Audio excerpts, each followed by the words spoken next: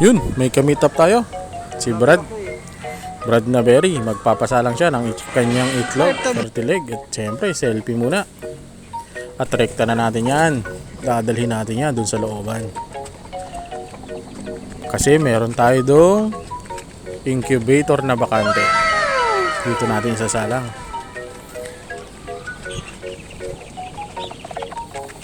Andito na nga. Medyo madilim na. Saksak lang natin para ma-preheat. Kailangan ma-preheat muna bago natin ilagay ang itlog sa incubator.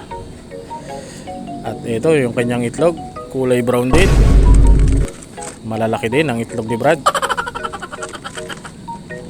Itlog din ang natural. Tsaka black Australorp.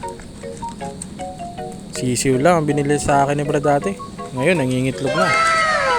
Kaya kung gusto nyo rin po mag-alaga, PM lang kayo. May available tayo rito. At kung wala naman kayong incubator, bumili na kayo sa akin.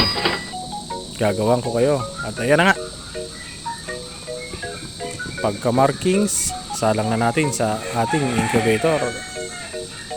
At 21 days, magkakaalaman na kung ilan ang pipisa at ilan ang hindi.